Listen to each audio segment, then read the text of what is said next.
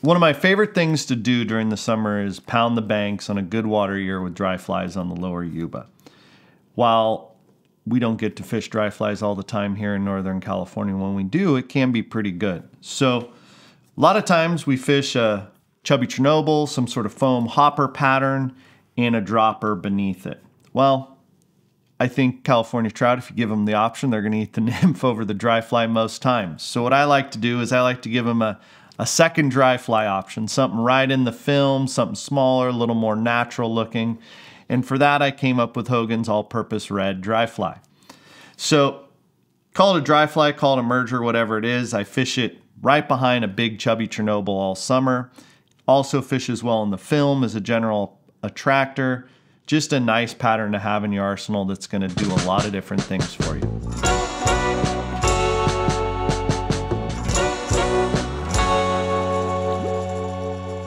This one's tied on a Firehole 316. This is a size 14.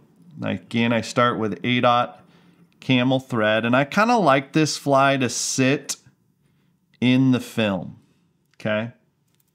And so it's definitely not a super high floating fly, but it's one that's gonna kind of sit in the film, hover right on the surface, and that's why it makes such a good kind of dropper off maybe a bigger, more buoyant fly. So I'm gonna take a piece of extra small red uni wire, tie that in, and work my thread back down to right about where that bend of that hook starts to go south.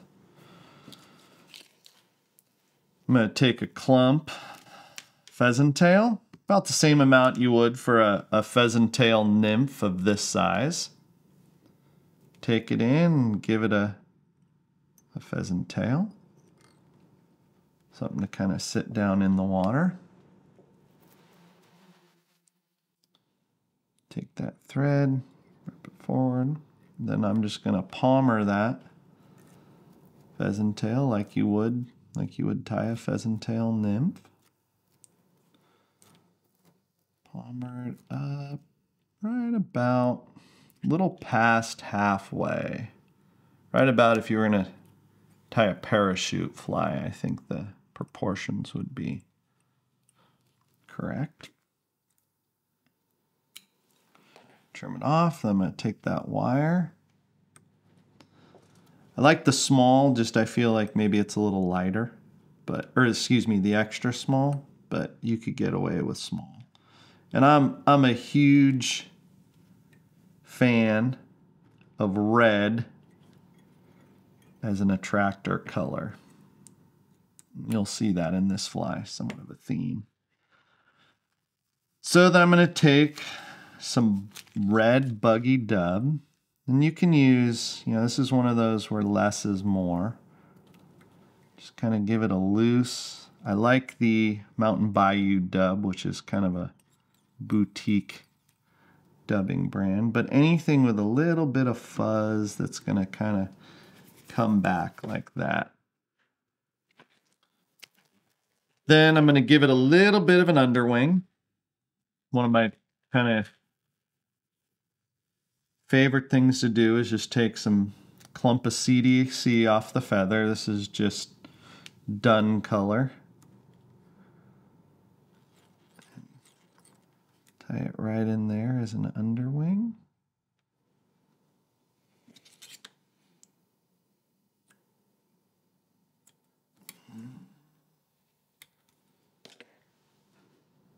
And you can pinch those if you so see fit.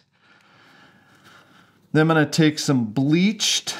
I like the bleached because I can see it. This is a pretty dark fly otherwise. But that, CDC under there is going to keep the perspective of what the trout sees in that dark area.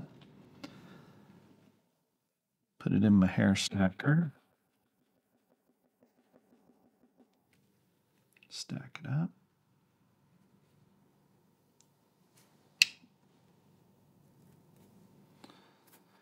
Sit that right on top. Give it a loose wrap. Come tight. Be careful with that fine thread. Pull a little forward. Another tight wrap. Come forward. Tie it off.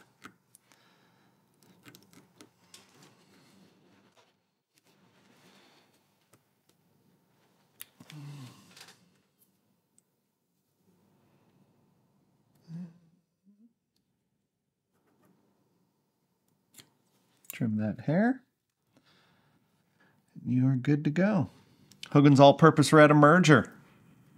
Hang that behind a chubby Chernobyl or just kind of grease with some Aquel, that hair wing, and let it sit in the film on its own.